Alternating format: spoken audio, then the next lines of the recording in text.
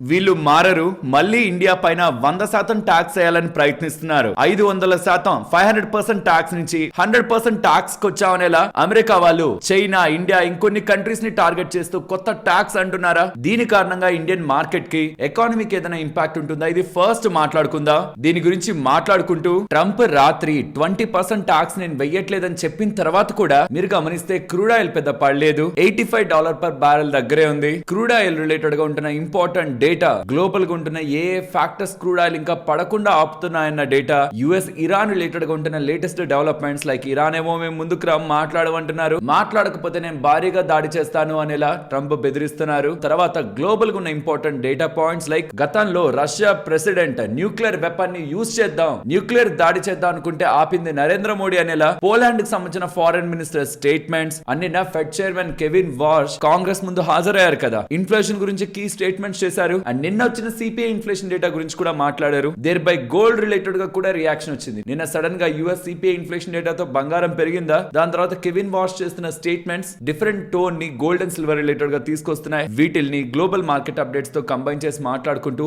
India related గా ఉంటున్న key important elements, government కొన్ని ఇంపార్టెంట్ అనౌన్స్మెంట్స్ చేస్తూ ఉంది.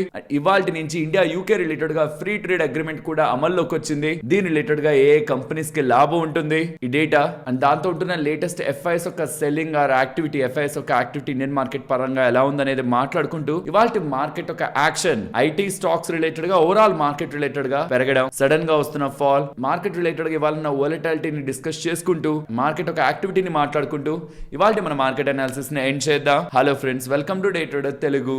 Good evening. ఫస్ట్ ఈ పోస్ట్ ని గమనించండి. ట్రంప్ నిన్న చేసిన బిగ్ పోస్ట్ అన్నమాట ఇది. అంత దాంట్లో సారాంశం అంటే మనకు తెలియాల్సిన విషయం ఏంటంటే 20% ట్యాక్స్ వేస్తాననేలా గతంలో తను చెప్పారు కదా. లాజిక్ లేదని కూడా మాట్లాడుకున్నాం. సో ఇప్పుడు దాని గురించి తను క్లారిఫై చేస్తున్నారు. లాజిక్ లేదని తనకి అర్థమై దాన్ని వెనక్కి మాట్లాడుతూ, అంటే ఇంకా 20% ట్యాక్స్ ఏమి నేను వేయను, ఎందుకు వేయనంటే గల్ఫ్ కంట్రీస్ అన్ని నాకు ఫోన్ చేసి 20% ట్యాక్స్ అంటే మేము తట్టుకోలేం, దానికి బదులుగా అంటే 20% ట్యాక్స్ అంటే మీరు ఎంతైతే గెయిన్ అవుతారో దానికి బదులుగా మేము భారీ మొత్తంలో పెట్టుబడులు అమెరికాలో పెడతాం, అమెరికాలో ఇన్వెస్ట్మెంట్స్ తీసుకొస్తాం అనేలా గల్ఫ్ కంట్రీస్ నాకు మాట ఇచ్చాయి, కాబట్టి నేను 20% ట్యాక్స్ ని వెనక్కి తీసుకుంటున్నాను అనేలా స్టేట్మెంట్స్ చేశారు. వాళ్ళు మాట ఇవ్వలేదు, ఇన్వెస్ట్మెంట్స్ చేస్తానని చెప్పలేదు. తను ఎందుకు 20% వెనక్కి తీసుకుంటున్నాడు అన్న దానికి తనే ఇచ్చుకుంటున్న జస్టిఫికేషన్ అన్నమాట. ఓవర్ నైట్ లో చెప్పిన మాటని ముందుకి వెనక్కి మారుస్తూ వెళ్తే మార్కెట్ లో వోలటాలిటీని క్రియేట్ చేయొచ్చు, కానీ ఆ మనిషి మాటకి respect, specially US presidency post కుంటున్న రెస్పెక్ట్ తను కంప్లీట్ గా తుడిచిపెట్టేస్తున్నాడు. ఇదిలా ఉంటే ఇరాన్ రిలేటెడ్ గా తను మాట్లాడుతున్న మాటలు ఏంటో తెలుసా?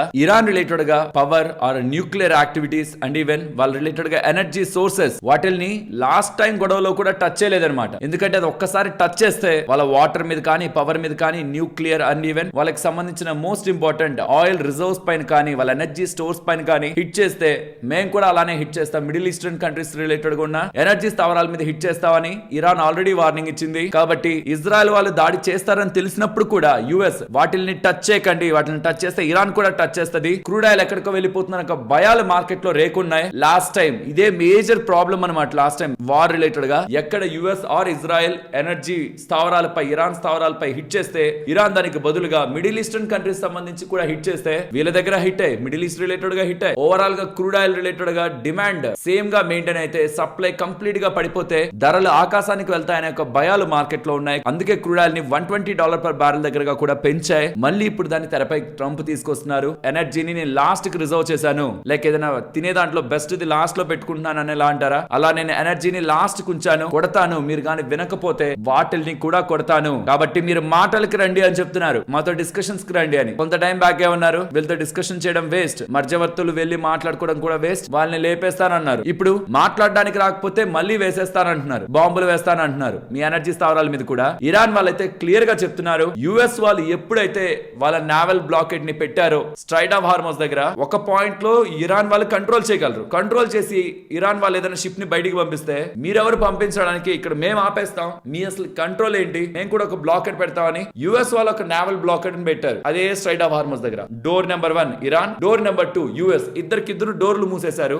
ఇరాన్ తెరిచాక వెళ్తే ఇరాన్ ఒక కంట్రోల్ ఉన్నట్టు ఇరాన్ పంపించేదేంటి, మేము మూసేస్తాం ఇక్కడ అని నావల్ బ్లాకెట్ ఇప్పుడు యుఎస్ వాళ్ళు కూడా పెడుతూ ఉండడం. ఎంఓయూ లో క్లియర్ గా యుఎస్ వాళ్ళు నావల్ బ్లాకెట్ లిఫ్ట్ చేయాలని ఉంటుందన్నమాట. రీసెంట్ గా జరిగిన శాంతి చర్చల్లో ఎంఓయూ లో నావల్ బ్లాకెట్ యుఎస్ తీసేస్తాను అనేలా మాట ఇచ్చి ఉంటుంది. మళ్ళీ నావల్ బ్లాకెట్ పెడుతూ ఉండడం కంప్లీట్ గా శాంతి చర్చ హెచ్ఎల్ ని డిస్మాంటిల్ చేసింది, బ్రేక్ చేసింది. కాబట్టి మేము ఎంఓఈని ఏ మాత్రం రెస్పెక్ట్ చేయమనేలా ఇరాన్ వాళ్ళు స్టేట్మెంట్ చేస్తున్నారు. మాట్లాడడానికి కూడా ఇప్పుడు ప్రెసెంట్ ఇరాన్ వాళ్ళు ఎటువంటి డిస్కషన్స్ జరగట్లేదనే చెప్తున్నారు. సో కాబట్టే క్రూడ్ ఆయిల్ మనకి రియాక్షన్ అలా చూపిస్తుంది. అమెరికా వాళ్ళు ఏం చెప్తున్నారంటే నావల్ బ్లాకేడ్ అందరికీ కాదు, అన్ని కంట్రీస్ కి కాదు, కేవలం ఇరాన్ వాళ్ళకి. కాబట్టి దాన్ని యుఎస్ నావల్ బ్లాకేడ్ అని పిలవట్లేదు, ఇరానియన్ బ్లాకేడ్ అని పెడుతున్నారు. సో ఏదైనా షిప్ ఇరాన్ వాళ్ళు వదిలితే ఒకవేళ ఆ షిప్ లో ఇరాన్ కి సంబంధించిన క్రూడ్ ఆయిల్ ఉన్నా ఆర్ ఇరాన్ వాళ్ళు ఎవరికైనా అమ్ముతున్నదున్నా మేము దాన్ని ఆపేస్తాం. అలా కాకుండా ఏ ఇతర గల్ఫ్ రీజన్స్ నుంచి క్రూడ్ ఆయిల్ వస్తున్నా, ఇంకే ఇతర కంట్రీస్ తో అయినా మీరు డీల్ చేసుకుంటున్నా ఆ షిప్ అయితే వెళ్తది, ఇరాన్ దగ్గర ఉన్నది వెళ్ళదు. వాళ్ళని ఎకానమీ పరంగా కొడతామనేలా ఒకవేళ వాళ్ళ మాట విని డిస్కషన్స్ కి రాకపోతే వాళ్ళ ఎనర్జీ స్థావరాల పైన, వాళ్ళ బ్రిడ్జెస్ పైన, పవర్ ప్లాంట్స్ మీద వీటన్నిటిని కూడా నాశనం చేస్తామనేలా ట్రంప్ అయితే స్టేట్మెంట్ చేస్తూ ఉండడం. నెక్స్ట్ ఏం జరుగుతుందని ఒక భయాందోళనలో క్రూడ్ ఆయిల్ మనకి ఎక్కువగా కరెక్ట్ అవ్వలేదు. ఈవెన్ 20% ట్యాక్స్ నేను వేస్తా అన్నది వెనక్కి తీసుకుంటున్నానని ట్రంప్ చెప్పినా క్రూడ్ ఆయిల్ రియాక్ట్ అవ్వలేదు. ట్రంప్ ఎలా అయిపోయారంటే చిన్న పిల్లల చేతిలో బొమ్మ తుపాకీ ఉంటుంది అనుకోండి, వాళ్ళు ఎప్పుడు కాలుస్తారా, ఎప్పుడు ఏమంటారా, ఏం సౌండ్ చేస్తారా అనేది మనకు తెలియదు కదా, అలా అయిపోయింది. ఎలా అయినా తన పేరుని చరిత్రలో అలా నిలిపేయాలని అనుకోని ఏవేవో చేయడానికి ప్రయత్నిస్తున్నారు. చివరికి తన పరువును పోగొట్టుకుంటున్నారు. బట్ ఇది చూడండి, అమెరికాకి 250 సంవత్సరాల ఇండిపెండెన్స్ వచ్చిన ఈవెంట్ కారణంగా $1 గోల్డ్ కాయిన్ ని ప్రెసిడెంట్ ట్రంప్ ఉంటున్న దాంతో మింట్ చేస్తున్నట్టు యుఎస్ ఒక treasury secretary Scott Besant statement చేశారు. ఇలాంటి వాటికి ఏం తక్కువ ఉండదు. పబ్లిసిటీ పీక్స్ లో తను మెయింటైన్ చేసే ప్రయత్నం చేస్తున్నారు. ఇదిలా ఉంటే యుఎస్ కి సంబంధించిన రష్యా ఒక శాంక్షన్ బిల్, గతంలో ఉంటున్న లేట్ సెనేటర్ ప్రవేశపెట్టిన బిల్ ని మార్చారు. 500% టారిఫ్ ఉండేది, ఇప్పుడు దాన్ని 100% టారిఫ్ తెచ్చారు. ఈవెన్ ట్రంప్ నిన్న ఇండియా రిలేటెడ్ గా టారిఫ్లు పడాలా, ఈ రష్యా రిలేటెడ్ గా ఆయిల్ ఎవరెవరైతే కొంటున్నారో వాళ్ళ మీద టాక్సులు పడాలా అంటే దాని రిలేటెడ్ గా మా యంత్రాంగం ఆలోచిస్తుంది, పాసిబుల్లీ ఉండొచ్చు అనేలా తన స్టేట్మెంట్స్ కూడా వైట్ హౌస్ లో మనకు కనిపిస్తాయి. సో 100% టారిఫ్ ఎవరెవరైతే రష్యా దగ్గర నుంచి ఆయిల్ కొంటున్నారో వాళ్ళ మీద, టాప్ 5 కంట్రీస్ మీద, అందులో ఇండియా, చైనా పేర్లు అందరూ ఎక్స్పెక్ట్ చేసేవే. అవి కాకుండా Slovakia, Hungary, Azerbaijan, rest of the 3 countries. So ఈ 5 కంట్రీస్ మీద 100% టారిఫ్. ఆల్రెడీ ఇండియా రిలేటెడ్ గా వేస్తున్న ఒక టారిఫ్ పర్సెంటేజ్ ఒకటి ఉంటుంది, లెట్స్ సే అది 20% అనుకుందాం, దాని మీద 100. సో యుఎస్ రిలేటెడ్ గా మనం చేసే ఎక్స్పోర్ట్స్ పరంగా డెఫినెట్లీ ఇంపాక్ట్ అయితే ఉంటుంది. సో ఇది ఆల్రెడీ గతంలో మన రిలేటెడ్ గా టాక్స్లు వేస్తానని తర్వాత ఇండియా యుఎస్ డిస్కస్ చేసుకొని దాని రిలేటెడ్ గా ఒక ట్రేడ్ డీల్ పరంగా వచ్చి ఇప్పుడు ఆల్మోస్ట్ డిస్కషన్స్ లో ఉండి మరి ఇది ఒక పక్క జరుగుతున్నప్పుడు రష్యా పరంగా ఆయిల్ కొంటున్న దానికి మరొక 100% టాక్స్ అంటే ఆబ్వియస్లీ ఇండియా ఒక ఎక్స్పోర్ట్స్ ని ఇంపాక్ట్ చేస్తుందనే కదా అమెరికా రిలేటెడ్ గా. సో ఫైనలీ రష్యాని టార్గెట్ చేయాలంటే ఇండియాని, చైనాని, ఇంకొన్ని కంట్రీస్ ని టార్గెట్ చేసి వాళ్ళు రష్యా దగ్గర నుంచి ఆయిల్ కొనుక్కోకుండా ఆపి రష్యన్ ఎకానమీని అస్తవ్యస్తం చేసి యుక్రెయిన్ రిలేటెడ్ గా దాడి ఆపిచ్చేయగలను అని చెప్పి ట్రంప్ అండ్ వాళ్ళ ప్రభుత్వం అనుకుంటూ ఉంది. అలాంటి స్టేజ్ కే వస్తే రష్యా ఎక్స్ట్రీమ్ స్టెప్స్ తీసుకుంటుంది కానీ డబ్బులు లేవు కదా అని ఆగిపోయే ప్రయత్నం చేయదు. Let's seriously 100% talks India related గా వేస్తారన్నది ప్రపోజ్డ్ స్టేట్ లో ప్రెసెంట్ ఉంది. నెక్స్ట్ ఎనాక్ట్ అవ్వాలి, ఎనాక్టెడ్ లా అవ్వాలి, తర్వాత ప్రెసిడెంట్ ఒక సిగ్నేచర్, నెక్స్ట్ ఇది రూల్ గా మారుతుంది. ఈ లోపు ఒకవేళ ఇండియా డిస్కషన్స్ లో ఈ పర్టికులర్ 100% టాక్స్ రిలేటెడ్ గా ఏదైనా డిస్కషన్ చేసి బెనిఫిట్ ఏదైనా పొందగలుగుతుంటే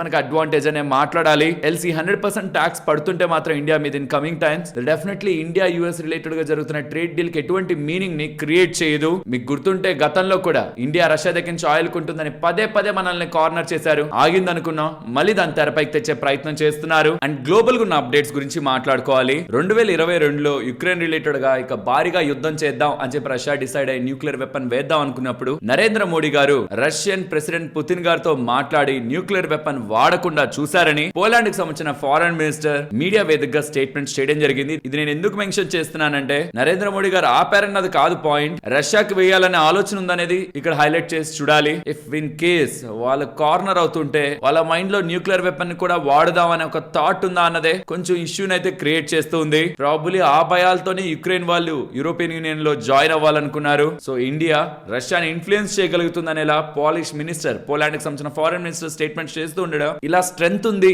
వీళ్ళిద్దరి మధ్యలో బాండ్ స్ట్రాంగ్ గా ఉంది అని పబ్లిక్ గా ప్రజలకి గ్లోబల్ గా చెప్పే ప్రయత్నం చేస్తుంటే అప్పుడు ఇండియాని కార్నర్ చేస్తే రష్యాని కంట్రోల్ చేయొచ్చు కదా అని కూడా ట్రంప్ కి వెళ్తుంది. ప్రాబబ్లీ ఆ రీజన్స్ తోనే చైనా ఇండియాని టార్గెట్ చేస్తున్నాం, ఇండియా నెల పదే పదే రష్యా రిలేటెడ్ గా వచ్చిన ప్రతిసారి యుఎస్ వాళ్ళు, యుఎస్ సంబంధించిన అఫీషియల్స్ ఇండియా గురించి మాట్లాడుతూ వస్తున్నారు. So in coming times Russia కానీ తగ్గకపోతూ ఉంటే ఫర్దర్ గా మనం ఇండియా పేరును కూడా పదే పదే వినే అవకాశం అండ్ ఇండియా రిలేటెడ్ గా కూడా టారిఫ్లని, టాక్స్ లని కార్నర్ జరిగే అవకాశం అమెరికా సైడ్ నుంచి ఉండే అవకాశం ఉంటుందనేది ఈ రిలేటెడ్ ఇన్సిడెంట్, ఈ 100% టాక్స్ ఇన్సిడెంట్ ఇది ఇంకా అయిపోలేదు. రష్యా యుక్రెయిన్ వార్ ఎండ్ అవ్వనంత వరకు ఇండియా కూడా ఒక సైడ్ నుంచి కార్నర్ అవుతుంది అనేది మనం మైండ్ లో పెట్టుంచుకోవాలి. అండ్ నిన్న fed chairman Kevin wash Congress ఎదుట నిలబడ్డారు. కాంగ్రెస్ ఎదుట నెక్స్ట్ కమింగ్ టైమ్స్ లో తన స్టాండ్ ఎలా ఉంటుంది అనేది క్లియర్ గా చెప్పే ప్రయత్నం చేశారు. బ్లూంబర్గ్ లో ఉన్న డేటాను మీరు గమనించారనుకోండి, క్లియర్ గా తను no tolerance for persistent inflation అనేది చెప్పారు. తను యాక్చువల్లీ ఎన్ని కాకముందు ఇన్ఫ్లేషన్ రిలేటెడ్ గా అంత కన్సర్న్ లేని వ్యక్తిగా, ట్రంప్ కోసం ఎలా అయినా సరే వడ్డీ రేట్లు కట్ చేస్తాడనే వ్యక్తిగా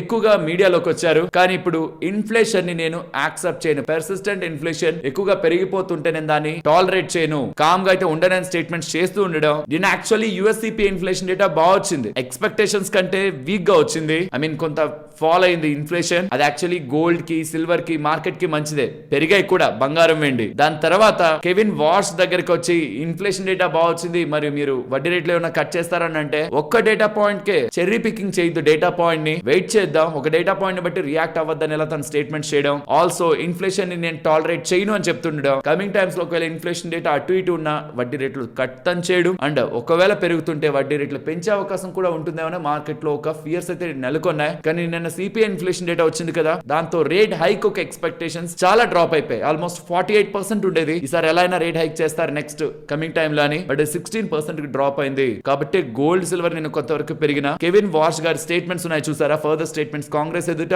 అది ఇన్ఫ్లేషన్ కి హైయెస్ట్ ఇంపార్టెన్స్ ఇస్తున్నాడు తననేలా క్లారిటీని అయితే ఇచ్చాయి మార్కెట్ కి. అది మళ్ళీ గోల్డ్ సిల్వర్ లో కొంత కూల్ ఆఫ్ అయితే తీసుకొచ్చింది. సో కాబట్టి మీరు చూస్తే నిన్న బంగారం కొంత పెరిగింది, కాస్త కెవిన్ వార్ష్ గారి స్టేట్మెంట్స్ తర్వాత నుంచి కొంత కూల్ ఆఫ్ అయి ఒక జోన్ లోకి వెళ్లే ప్రయత్నం అయితే జరిగింది. యుఎస్ సిపిఐ ఇన్ఫ్లేషన్ డేటా బంగారం వెండిని కొంత పుష్ చేసిన, ఒక డేటా పాయింట్ చూసి రియాక్ట్ అవుతారేంటి, పట్టించుకోకండి, మిగిలిన డేటా పాయింట్స్ ని కూడా చూద్దాం. ఆల్సో నేను ఇన్ఫ్లేషన్ పెరిగితే టాలరేట్ చేసే వ్యక్తిని కాదని, తను వస్తున్నప్పుడు ఉంటున్న ఎక్స్పెక్టేషన్స్ ని కంప్లీట్ గా తను పక్కన పెట్టేస్తూ ఉండడం కొంత డిస్టర్బెన్స్ ని, పెరిగిన దానిలో డిస్టర్బెన్స్ ని క్రియేట్ చేసింది. కాబట్టి గోల్డ్ అండ్ సిల్వర్ లో కొంత వీక్నెస్ మీకు ఆఫ్టర్ తన స్టేట్మెంట్స్ కనిపిస్తుంది.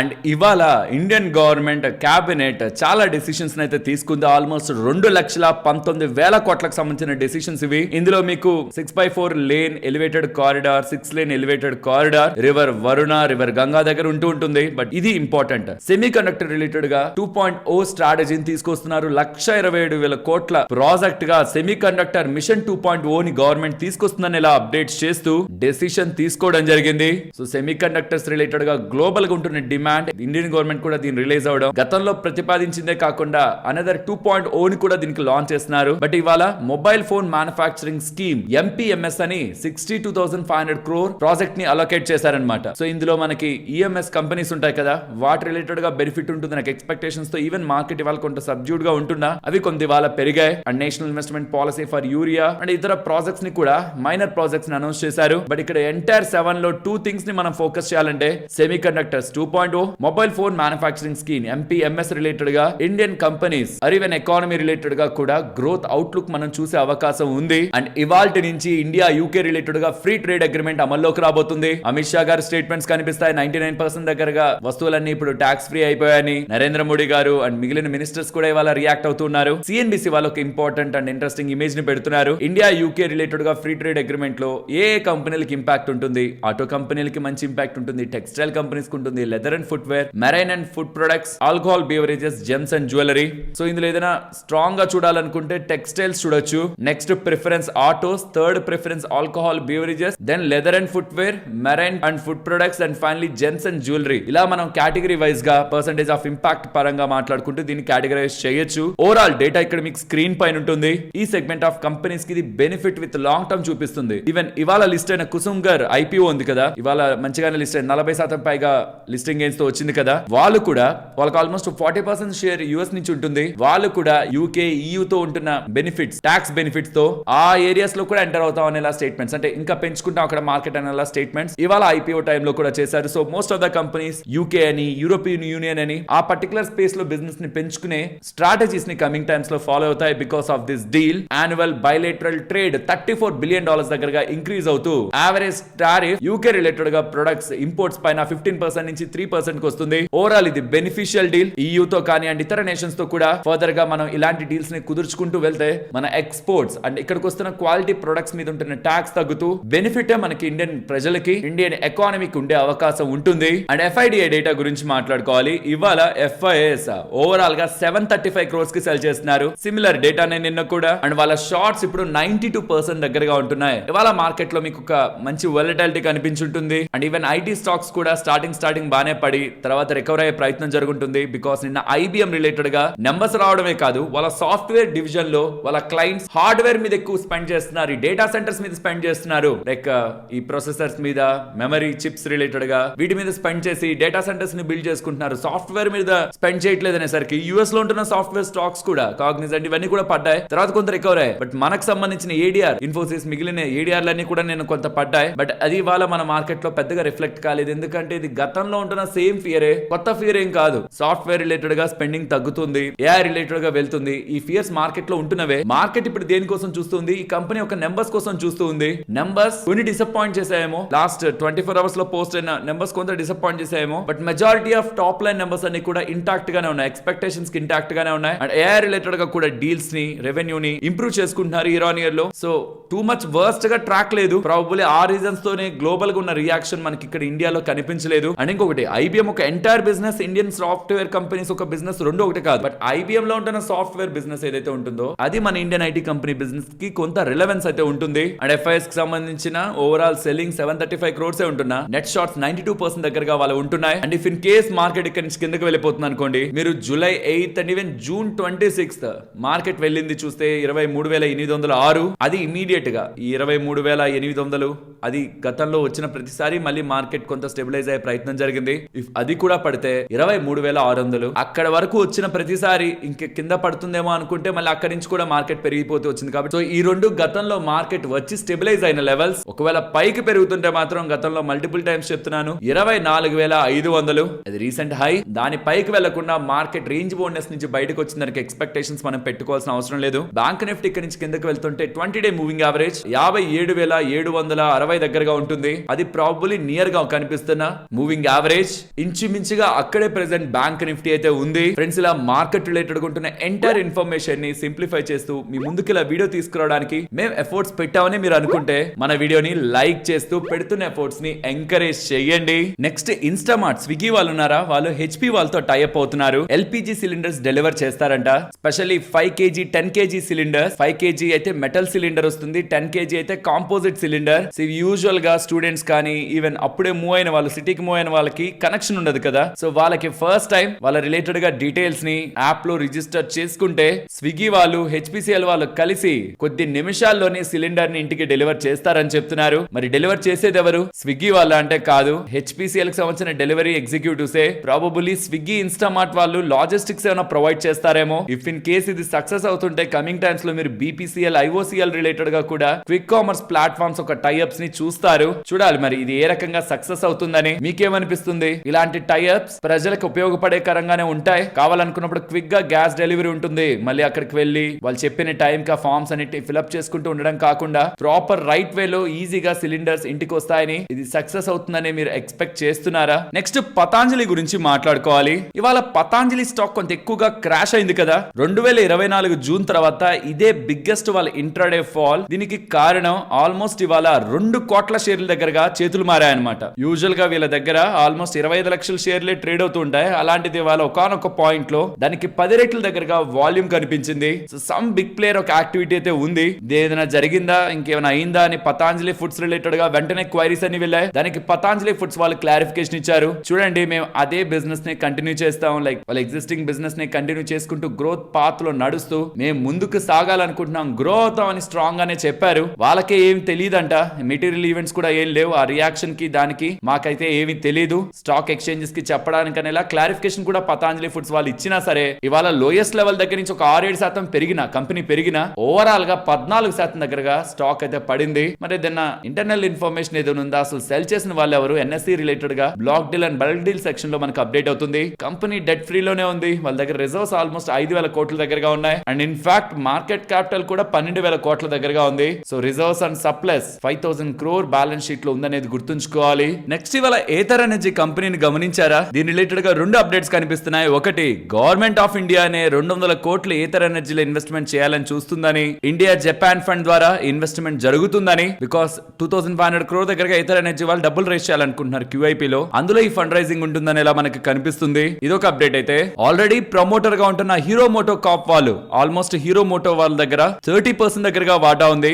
వాళ్ళు ఈ ధరలో కూడా 1,200 పైగా ఉంటున్న స్టాక్ ధర ఈ పాయింట్ లో కూడా డబ్బులు పెట్టాలనుకుంటున్నారనేలా 1,000 కోట్ల దగ్గరగా హీరో మోటో కాప్ వాళ్ళు ఇన్వెస్ట్మెంట్ చేస్తారనేలా డేటా కనిపిస్తుంది. సో హీరో మోటో కాప్ వాళ్ళు ఒక 1000 కోట్లు, 200 కోట్లు ఏమో ఇండియన్ గవర్నమెంట్ వాళ్ళు through India Japan fund related గా పెట్టుబడి చేస్తూ డబ్బులు అయితే ఏథర్ ఎనర్జీ వాళ్ళకి ఇస్తారు. ఆ డబ్బులతో వాళ్ళు ఫర్దర్ గా వాళ్ళ ఈవీ ఫ్లీట్ ని ఎక్స్పాండ్ చేస్తూ బిజినెస్ ని గ్రో చేయాలనుకుంటున్నారు. నెక్స్ట్ మంత్ వాళ్ళ రిలేటెడ్ గా ఈవీ స్కూటర్ లాంచ్ ఉందన్నమాట. మాస్ సెగ్మెంట్ కోసం ఒక కొత్త ఈవీ స్కూటర్ ని వాళ్ళు తీసుకురావాలని అయితే చూస్తున్నారు. ప్రాబబ్లీ ఆగస్ట్ 29th దాని అనౌన్స్మెంట్ ఉండే అవకాశం ఉంది. లెట్స్ సీ ఎలాంటి వెహికల్ ని వీళ్ళు తీసుకొస్తారని. దీంతోనే స్టాక్ ఇవాళ మంచిగా పెరిగింది. ఇప్పుడు షేర్ చేసిన ఇన్ఫర్మేషన్ మీకు వాల్యుబుల్ గా అనిపించిందా? అనిపిస్తే మన వీడియోని తప్పకుండా లైక్ చేయండి. Next, Indian government paraquat dichloride అనే హెర్బిసైడ్ ని, అంటే కెమికల్స్, ఈ పంటల్లో వాడే కెమికల్ ని బ్యాన్ చేయడం జరిగింది. దీని కారణంగా చాలా ఫర్టిలైజర్ కంపెనీస్ కి నష్టం అయితే ఉంటుంది. ఏ కంపెనీలకు నష్టం ఉంటుంది? దీన్ని తయారు చేస్తున్న కంపెనీస్ ఒక లిస్ట్ ఇక్కడ మీకు స్క్రీన్ మీద పెడుతున్నాను. యూపీఎల్ వీళ్ళు లార్జెస్ట్ డొమెస్టిక్ మ్యానుఫ్యాక్చరర్ అన్నమాట. ఇన్సెక్టిసైడ్స్ ఇండియా కానీ, ధనుక అగ్రిటెక్ కానీ, హెరాన్బా ఇండస్ట్రీస్ కానీ దీని రిలేటెడ్ గా ఇన్వాల్వ్ అయి ఉంటారు. ఇది ఐఏఎఫ్ఎల్ వాళ్ళ research data. Definitely good decision అని అనాలి. ఎందుకంటే తినే వాళ్ళ ఆరోగ్యాలు పోతున్నాయి, దాన్ని కొడుతున్నప్పుడు రైతుల ఆరోగ్యాలు కూడా పోతున్నాయి. So farmers, agriculture workers, environment and most important తింటున్న ప్రజలకు ఆరోగ్యం కూడా, అది ఎలాంటి కెమికల్స్ వాడుతున్నారన్న దాని మీద ఆధారపడి ఉంటుంది. కాబట్టి గవర్నమెంట్ ఇంకా లోతున దర్యాప్తులు చేసి హార్మ్ఫుల్ కెమికల్స్, పెస్టిసైడ్స్, హెర్బిసైడ్స్ ని కంప్లీట్ గా బ్యాన్ చేసే ప్రయత్నం చేయాలి. నెక్స్ట్, ఇవాళ కుసుమ్గర్ ఐపీఓ మంచిగా లిస్ట్ అయింది. ఇది సేమ్ పాయింట్, ఆల్మోస్ట్ 40% పైగా లిస్టింగ్ గెయిన్స్ ని ఇస్తే, same point DAM capital stock ని వాళ్ళ మీరు అబ్జర్వ్ చేస్తే 8% దగ్గరగా పెరిగింది. ఇక్కడ గమనించాల్సిన విషయం ఏంటంటే 420 దగ్గర నుంచి సుమారుగా 120 వరకు స్టాక్ పడిపోయిన తర్వాత ఈ రీసెంట్ టైమ్స్ లో ఐపీఓస్ మళ్ళీ వింటున్నాం కదా, కుసుమ్గర్ అని, ఎస్బీఐ అని, డిఫరెంట్ ఐపీఓస్ మళ్ళీ మనం వింటూ వస్తున్నాం. సో ప్రాబబులీ దీని రిలేటెడ్ గా బిజినెస్ వీళ్ళకి మళ్ళీ పెరుగుతుందేమో అని ఐపీఓ రిలేటెడ్ గా మార్కెట్ లో ఉంటున్న కొంత బజ్ డామ్ క్యాపిటల్ ని కొంత ఎగ్జైట్ చేసింది. నెక్స్ట్, పీసీ జ్యువెలర్స్ గురించి మాట్లాడుకోవాలి. వీళ్ళు 14 లెండర్స్ కి బకాయి పడున్నారు. దాని వాళ్ళకి డబ్బులు కట్టాలి. దానికి టైం కు ముందే అవుట్ ఆఫ్ 14 లెండర్స్ 4 లెండర్స్ కి సంబంధించిన డ్యూస్ అన్ని రీపే చేశారనేలా అప్డేట్ చేస్తున్నారు. అని దీంతో పాటు central excise and service tax appellate tribunal దగ్గర నుంచి వీళ్ళకి ఫేవరబుల్ గా అవుట్కమ్ అయితే వచ్చింది. నెక్స్ట్, అద్వైత్ జ్యువెల్స్ గురించి మాట్లాడుకోవాలి. ఐపీఓ గా మార్కెట్ లో లిస్ట్ అయ్యాక ఇది T2T సెగ్మెంట్ లోకి వెళ్ళింది కదా, ట్రేడ్ టు ట్రేడ్ సెగ్మెంట్ లోకి. దాంట్లో నుంచి ఇవాళ బయటకు అయితే వచ్చింది. చాలా స్ట్రాంగ్ గా సబ్స్క్రైబ్ అయిన ఐపీఓ అనమాట. ఆల్మోస్ట్ 200 టైమ్స్ ఓవర్ సబ్స్క్రైబ్ అయింది. ఐపీఓ ప్రైస్ 138, ఇప్పుడు నియర్లీ 200 దగ్గరగా ఉంది. Jaipur based jewellery company, effective from July 15 నుంచి T2T సెగ్మెంట్ నుంచి బయటకు వస్తున్న గతంలో ఉన్న అనౌన్స్మెంట్ ఇవాళ అప్లై అవుతుండడం ఇవాళ స్టాక్ లో కొంత బజ్ కనిపించింది. అండ్ వీళ్ళ ఎంటైర్ బిజినెస్ రిలేటెడ్ గా వాల్యుబుల్ ఇన్ఫర్మేషన్ మీకు స్క్రీన్ మీద ఉంచుతున్నాను. నెక్స్ట్, సౌత్ ఆఫ్రికాకు సంబంధించిన డ్రగ్ రెగ్యులేటర్ సెమాగ్లూటైడ్ ఇంజెక్షన్ వాళ్ళ కంట్రీలో తీసుకురావడానికి సన్ఫార్మా వాళ్ళకి గ్రీన్ సిగ్నల్ ఇచ్చినట్లు అప్డేట్స్ అయితే ఎక్స్చేంజ్ ఫైలింగ్ ద్వారా సన్ఫార్మా వాళ్ళు చేస్తున్నారు. సో కొత్త బిజినెస్ యాక్టివిటీ సౌత్ ఆఫ్రికాలో సెమాగ్లూటైడ్ రిలేటెడ్ గా సన్ఫార్మాకు ఓపెన్ అవుతున్నట్టు. నెక్స్ట్, ఇవాళ ఆర్బీఎల్ బ్యాంక్ లో కొంత ప్రెషర్ కనిపించింది కదా. ఒక brokerage note RBL bank MSI నుంచి Morgan Stanley capital international global index లోంచి బయటకు వచ్చేసే అవకాశం ఉందని, బికాస్ రీసెంట్ గా అప్డేట్ అవుతున్న షేర్ హోల్డింగ్ ప్యాటర్న్, ఆర్బీఎల్ ఒక షేర్ హోల్డింగ్ ప్యాటర్న్ లో లోయర్ హెడ్ రూమ్ ఉంటూ ఉండడం కారణంగా వాళ్ళని బయటికి తీసేసే అవకాశం ఉంది. సుమారుగా 200 కోట్ల అవుట్ ఫ్లోస్ ఉండే అవకాశం ఉందనేలా అప్డేట్స్ కనిపిస్తూ ఉండడం స్టాక్ ఇవాళ కొంత ప్రెషర్ కి అయితే వెళ్ళింది.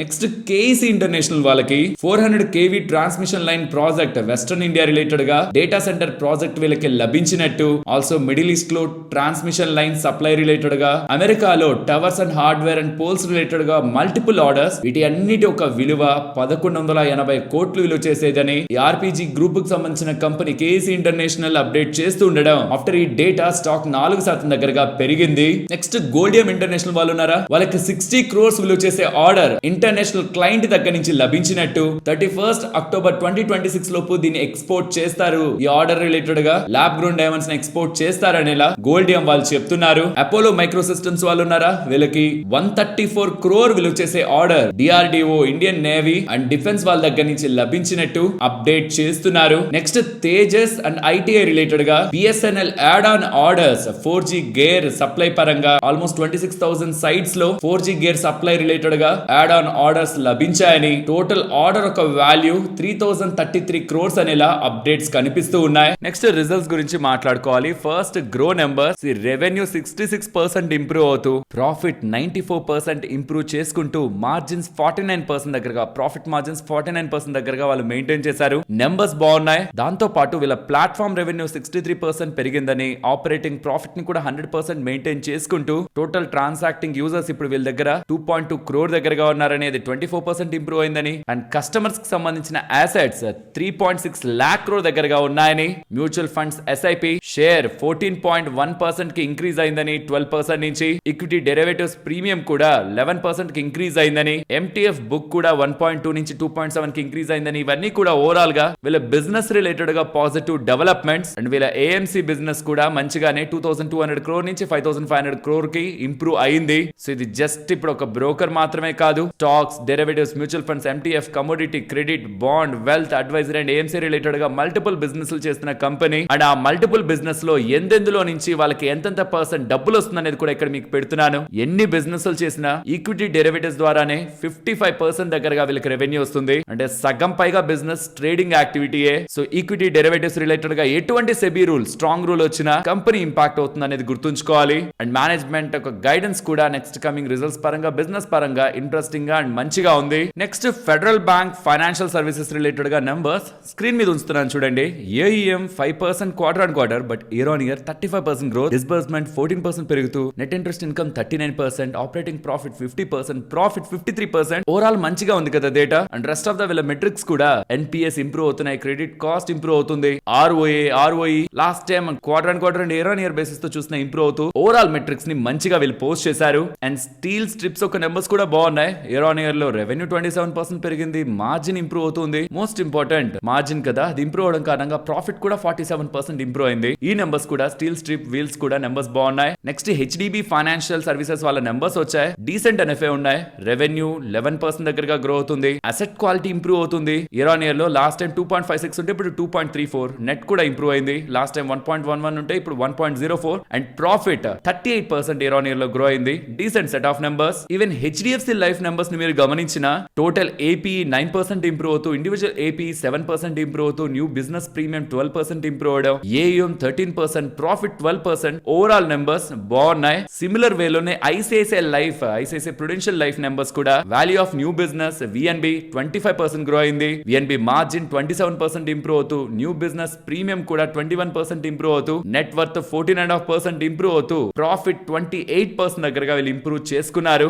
Good set of numbers. సరే మరి నేను మరొక ఇంట్రెస్టింగ్ వీడియోతో మళ్ళీ మీ ముందుకు వస్తాను. అంతవరకు టేక్ కేర్.